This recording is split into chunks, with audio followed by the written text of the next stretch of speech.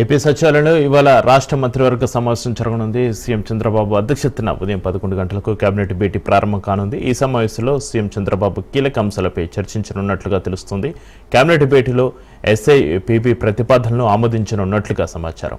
ఈ క్రమంలో ఏడాది పాలన జిల్లాల వారీగా చేపట్టవలసిన కార్యక్రమాలపై చర్చలు జరగనున్నాయి. ఈ మంత్రివర్గ సమావేశంలో అన్నదాత సుఖీభవ, తల్లికి వందనం, విధి విధానాలపై చర్చించనున్నారు.